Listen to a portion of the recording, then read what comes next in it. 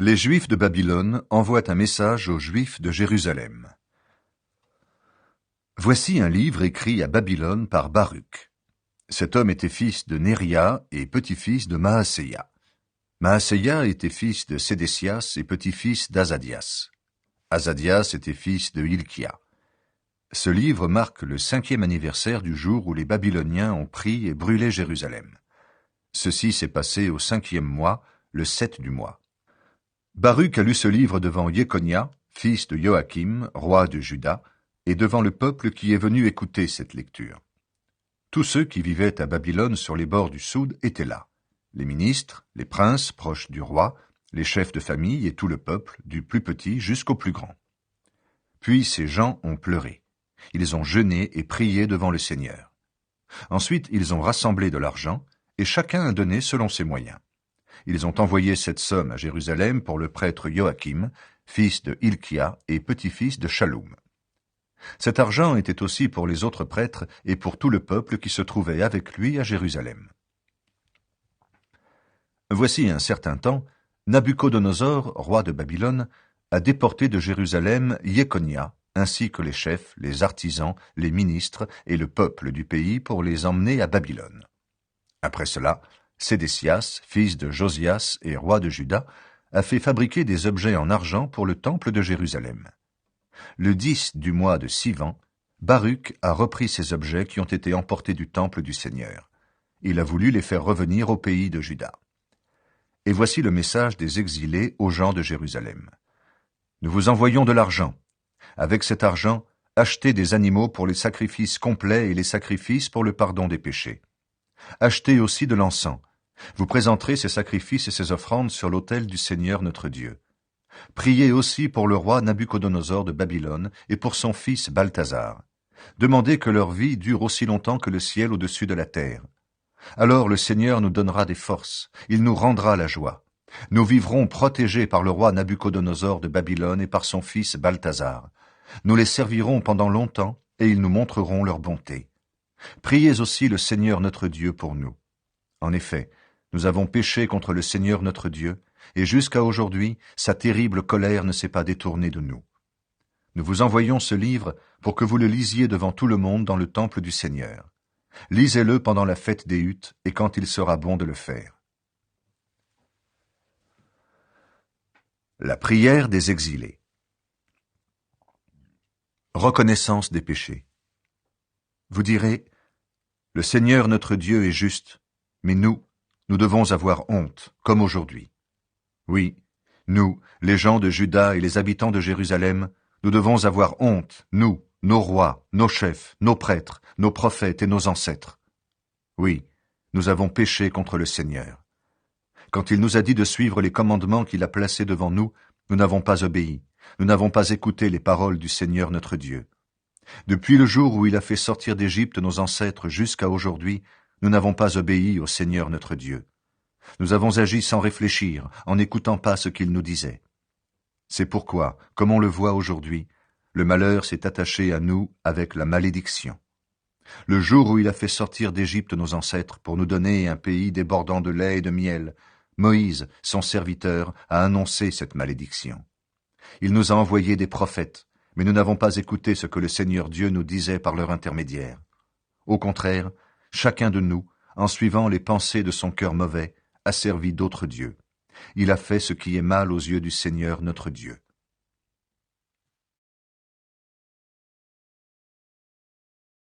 Alors le Seigneur a réalisé ce qu'il avait annoncé contre nous, contre nos juges qui rendent la justice en Israël, contre nos rois et nos chefs, contre les gens d'Israël et de Juda. Il a frappé Jérusalem de grands malheurs. Il n'y a jamais eu sous le ciel de malheur aussi grand que cela. C'était pourtant écrit dans la loi de Moïse. Les gens ont dû manger la chair de leurs fils et de leurs filles. De plus, il les a livrés au pouvoir de tous les royaumes qui les entouraient. Ainsi, tous les peuples voisins chez qui le Seigneur les a envoyés les ont insultés et ils les ont couverts de honte. Au lieu d'être les maîtres, nous avons été esclaves. En effet, nous avons péché contre le Seigneur notre Dieu, nous n'avons pas écouté ce qu'il disait. Le Seigneur notre Dieu est juste, mais nous et nos ancêtres, nous sommes couverts de honte, comme on le voit aujourd'hui. Le Seigneur a annoncé beaucoup de malheurs contre nous et ils nous ont frappés. Nous n'avons pas prié pour qu'ils détournent chacun de nous de ses penchants mauvais. Le Seigneur a préparé ces malheurs, et il les a envoyés contre nous. Oui, tout ce que le Seigneur nous a commandé de faire est juste. Mais nous ne l'avons pas écouté, nous n'avons pas suivi les commandements qu'il a placés devant nous. Appel à l'aide. Seigneur, Dieu d'Israël, tu as fait sortir d'Égypte ton peuple avec vigueur, grâce à ta force immense et à ta grande puissance, par des actions étonnantes et extraordinaires. Tu as montré qui tu étais, comme nous le voyons encore aujourd'hui. Et maintenant nous le reconnaissons. Nous avons péché, nous nous sommes révoltés, nous avons désobéi à tous tes commandements, Seigneur, notre Dieu. Nous ne sommes plus qu'un petit nombre parmi les autres peuples où tu nous as envoyés. Détourne de nous ta colère. Écoute, Seigneur, ce que nous te demandons dans notre prière. Délivre-nous à cause de ce que tu es. Fais que ceux qui nous ont déportés nous montrent leur bonté. Alors, toute la terre saura que tu es le Seigneur notre Dieu et que nous, le peuple d'Israël, nous t'appartenons. Seigneur, du haut de ton temple saint, regarde-nous et pense à nous. Tends ton oreille vers nous et écoute-nous. Ouvre les yeux et vois.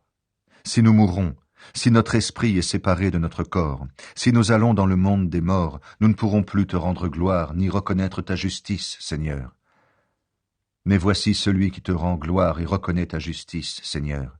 C'est l'être humain qui est profondément triste, qui marche courbé et sans force, c'est la personne aux yeux qui se trouble et qui a faim. Ainsi, quand nous venons devant toi présenter notre prière et te supplier, Seigneur notre Dieu, nous ne nous appuyons pas sur les mérites de nos ancêtres ou de nos rois. En effet, c'est contre nous que tu as envoyé ta violente colère. Tu avais annoncé cela par tes serviteurs les prophètes en disant « Voici ce que je dis, moi le Seigneur. Courbez votre dos et servez le roi de Babylone. Alors vous resterez dans le pays que j'ai donné à vos ancêtres. Mais si vous refusez de servir le roi de Babylone comme je vous le demande, je ferai taire dans les villes de Juda et à Jérusalem les chants de joie et de fête, les cris de joie et les chansons des jeunes mariés. Tout le pays deviendra un tas de pierres, il sera vidé de ses habitants. » Mais nous n'avons pas écouté quand tu nous disais de servir le roi de Babylone. Alors, tu as réalisé ce que tu avais annoncé par l'intermédiaire de tes serviteurs les prophètes. Les os de vos rois et de vos ancêtres vont être arrachés de leur tombe. Nos ancêtres et nos rois sont morts dans de cruelles souffrances, par la famine, la guerre et la peste. Leurs corps sont restés dehors, livrés à la chaleur du jour et au froid de la nuit. Et le temple qui t'était consacré, tu l'as mis dans l'état où il est aujourd'hui, à cause de la méchanceté des peuples d'Israël et de Juda. Pourtant, Seigneur notre Dieu, tu as agi envers nous avec beaucoup d'indulgence et une grande tendresse.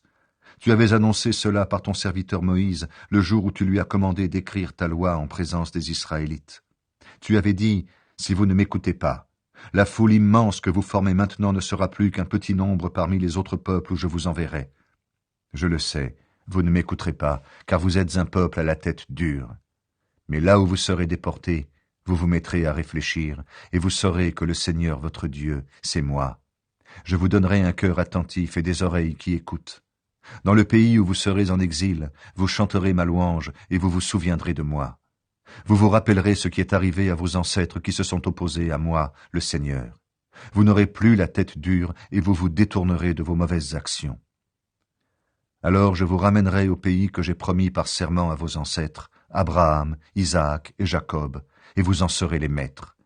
Je ne diminuerai plus votre nombre, mais je vous rendrai nombreux. Et je ferai avec vous une alliance pour toujours. Je serai votre Dieu, et vous serez mon peuple. Et je ne déporterai plus mon peuple d'Israël loin du pays que je lui ai donné.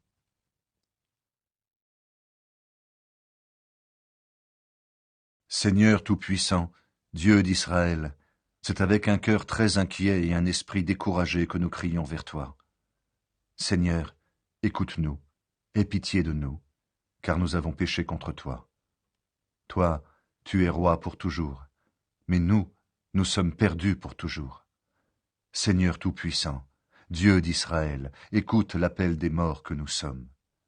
Nous sommes les enfants de ceux qui ont péché contre toi, qui n'ont pas écouté tes paroles, Seigneur notre Dieu. Alors les malheurs ne nous ont pas lâchés. Ne te souviens pas des fautes de nos ancêtres, mais en ce moment, souviens-toi de ta puissance et que tu es Dieu. Oui, le Seigneur notre Dieu, c'est toi, et nous chanterons ta louange. Tu as mis le respect dans nos cœurs pour que nous fassions appel à toi. Dans notre exil, nous chanterons ta louange. Oui, tout le mal que nos ancêtres ont commis contre toi, nous l'avons éloigné de nos cœurs. Aujourd'hui, nous sommes loin de chez nous, dans ce pays où tu nous as envoyés. Là, nous sommes insultés et on nous lance des malédictions. Nous sommes punis à cause de toutes les fautes de nos ancêtres qui se sont détachés de toi, Seigneur notre Dieu. La sagesse. L'oubli de la sagesse. Israélites, écoutez les commandements qui donnent la vie. Tendez l'oreille pour avoir la connaissance. Vous habitez chez vos ennemis. Vous vieillissez dans un pays étranger. Pourquoi donc? Vous êtes impurs parce que vous touchez des morts, et vous faites partie de ceux qui vivent dans le monde des morts. Pourquoi? C'est que vous avez abandonné la source de la sagesse. Si vous aviez suivi le chemin de Dieu, vous seriez pour toujours dans la paix. Apprenez où se trouve la connaissance, la force, l'intelligence. Vous saurez alors où trouver une longue vie, un regard brillant de lumière et la paix. Les humains ne peuvent atteindre la sagesse. Qui a trouvé l'endroit où habite la sagesse? Qui est entré dans la salle de ses trésors? Que sont devenus les chefs des autres peuples, ceux qui commandaient aux bêtes sauvages, ceux qui charmaient les oiseaux? Où sont les gens qui possédaient des biens sans limite, qui mettaient en réserve l'or et l'argent, en qui les humains mettaient leur confiance? Où sont les artisans qui travaillaient l'argent avec soin? Mais ce qu'ils ont fait n'a laissé aucune trace. Ils ont disparu. Ils sont descendus dans le monde des morts, et d'autres ont pris leur place. Des êtres plus jeunes sont nés et ont habité sur la terre. Mais ils n'ont pas connu le chemin de la sagesse. Ils n'ont pas su comment la trouver. Ils n'ont pas fait attention à elle. Leurs enfants aussi sont restés loin du chemin que leurs parents avaient pris. Personne n'a entendu parler de la sagesse en Canaan, et on ne l'a pas vue à Théman. Même les gens de la famille d'Agar qui la cherchent sur la terre, même les commerçants de Madian et de Théman, les conteurs et les chercheurs de vérité n'ont pas connu le chemin qui conduit à la sagesse. Israélites, voyez comme l'univers, cette maison de Dieu, est grand. Comme il est étendu, le monde qui lui appartient. Il est immense et sans limite, il est élevé et sans mesure. C'est là que les géants sont nés, ces hommes célèbres dans les temps anciens, de grande taille et excellents combattants. Mais Dieu ne les a pas choisis pour leur montrer le chemin de la sagesse. Ils sont morts, car ils ont manqué d'intelligence, ils ont disparu à cause de leurs bêtises. Qui est monté au ciel pour prendre la sagesse et la faire descendre de là-haut? Qui a traversé la mer pour la découvrir et la rapporter en échange d'un or très pur? Personne ne connaît le chemin de la sagesse. Personne ne sait comment la trouver. Dieu seul connaît la sagesse, et il l'a donnée à Israël. Par contre, Dieu qui connaît tout, connaît la sagesse. Il l'a découverte grâce à son intelligence. Il a organisé la terre pour toujours et l'a remplie d'animaux à quatre pattes. Il envoie la lumière et elle part. Il la rappelle, elle obéit en tremblant. Les étoiles brillent joyeusement à leur poste. Dieu les appelle et elles répondent « Présentes !» Elles brillent avec joie pour celui qui les a créées. C'est lui qui est notre Dieu, personne n'est comme lui. Il a découvert tout le chemin qui conduit à la connaissance. Il l'a montré au peuple de Jacob, son serviteur, à Israël, son peuple très aimé. Puis la sagesse est apparue sur la terre, et elle a vécu parmi les êtres humains. La sagesse, c'est le livre des commandements de Dieu. C'est la loi qui existe pour toujours. Tous ceux qui la suivent vivront. Ceux qui l'abandonnent mourront. Revenez vers elle, gens de la famille de Jacob. Prenez-la. À sa lumière, marchez vers sa clarté. Ne laissez pas votre honneur à d'autres. Ne laissez pas vos privilèges à un peuple étranger. Nous, les Israélites, nous sommes heureux. En effet, ce qui plaît à Dieu, nous le connaissons. Consolation du peuple de Dieu. Les exilés doivent reprendre courage. Courage, mon peuple, toi qui gardes le souvenir d'Israël. Vous avez été vendus aux autres peuples, mais ce n'était pas pour vous détruire. Dieu vous a livrés à vos ennemis parce que vous avez provoqué sa colère. Vous avez mis votre Créateur en colère en offrant des sacrifices, non pas à lui, mais au faux Dieu. Vous avez oublié le Dieu qui existe pour toujours, celui qui vous a élevé. Et vous avez fait de la peine à Jérusalem, la mère qui vous a nourri. Elle a vu tomber sur vous la colère venue de Dieu, et elle a dit, « Écoutez-moi, ville voisine de Sion. Dieu m'a envoyé une grande tristesse. J'ai vu comment Dieu, l'Éternel, a forcé mes fils et mes filles à partir en exil. Je les avais élevés avec joie, je les ai vus partir avec tristesse et avec peine. Personne ne doit se réjouir de me voir veuve et abandonnée par beaucoup de monde. Je suis resté seul à cause du péché de mes enfants. Ils se sont détournés de la loi de Dieu. Ils n'ont pas reconnu ses commandements. Ils n'ont pas vécu comme il l'ordonnait. Ils ont négligé le chemin juste qu'il leur a enseigné. Approchez, ville voisine de Sion. Souvenez-vous que Dieu, l'Éternel, a forcé mes fils et mes filles à partir en exil. Il a envoyé contre eux un peuple venu de loin, un peuple orgueilleux qui parlait une langue étrangère. Ces gens-là ne respectaient pas les vieillards, ils étaient sans pitié pour les enfants. Ils ont emmené les enfants très aimés de la veuve, ils l'ont laissée toute seule, privée de ses filles. Jérusalem rend courage à ses enfants. Mes enfants, que faire pour vous aider? Celui qui vous a envoyé ces malheurs, c'est lui qui vous arrachera aux mains de vos ennemis. Mes enfants, allez, suivez votre chemin. Moi, je reste ici, abandonné et seul. J'ai enlevé ma robe des jours de paix, j'ai mis le vêtement de ceux qui supplient. Je passerai ma vie à crier vers Dieu l'Éternel. Courage, mes enfants, criez vers Dieu. Il vous arrachera à la violence, aux mains de vos ennemis. Moi, j'espère en Dieu l'Éternel. J'attends qu'il vous libère. Lui, le Dieu saint, m'a donné cette joie. L'Éternel, votre libérateur, vous montrera bientôt sa bonté. Je vous ai vu partir avec tristesse et avec peine. Mais Dieu vous rendra à moi pour toujours parmi les cris de joie et de fête. Aujourd'hui, les villes voisines de Sion voient que vous êtes en exil. Mais bientôt, elles verront la libération qui viendra de votre Dieu. Oui, celle-ci arrivera avec la gloire éclatante et magnifique de l'Éternel. Mes enfants, supportez avec patience la colère que Dieu a fait peser sur vous. Votre ennemi vous a fait souffrir, mais vous le verrez bientôt par terre et vous mettrez votre pied sur son cou. Mes faibles enfants sont partis sur des chemins pénibles. Ils ont été enlevés comme un troupeau volé par l'ennemi. Courage, mes enfants, criez vers Dieu. Celui qui vous a exilés se souviendra de vous. Vous avez trouvé bon de vous éloigner de Dieu. Eh bien, maintenant, revenez vers lui et faites 10 fois plus d'efforts pour le chercher.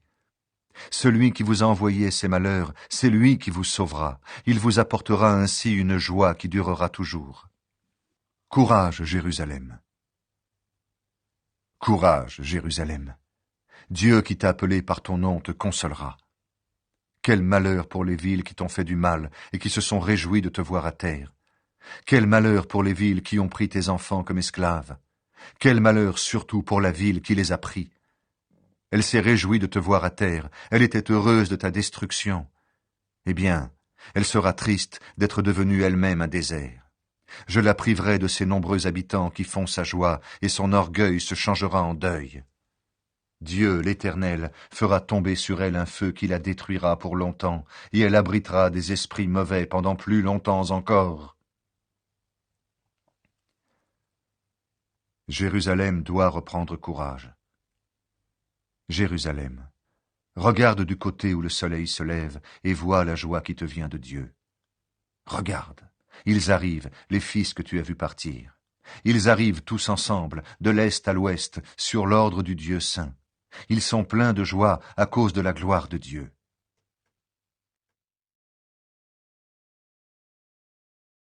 Jérusalem, quitte ton habit de deuil et de misère. Mets pour toujours le beau vêtement de la gloire de Dieu. Prends l'habit du salut, celui qui vient de Dieu. Pose sur ta tête comme une couronne la présence glorieuse de l'Éternel. Oui, Dieu va montrer ta beauté à toute la terre. Voici le nom que Dieu te donnera pour toujours. Paix par le salut et gloire par la fidélité à Dieu. Debout, Jérusalem. Mets-toi sur la montagne et regarde du côté où le soleil se lève. Vois tes enfants rassemblés de l'est à l'ouest sur l'ordre du Dieu saint. Ils sont joyeux, car Dieu s'est souvenu d'eux. Tu les as vus partir à pied, emmenés par les ennemis. Mais Dieu te les ramène, portés en triomphe comme sur un siège royal. En effet, Dieu a donné cet ordre. Abaissez les hautes montagnes et les collines anciennes. Remplissez de terre les vallées. Alors le sol deviendra plat et les Israélites pourront marcher en sécurité, accompagnés de la gloire de Dieu. Sur l'ordre de Dieu, les forêts et les arbres parfumés donneront de l'ombre aux Israélites. Oui, Dieu les ramènera dans la joie. Il les éclairera de sa gloire, il les accompagnera de son salut et de sa bonté.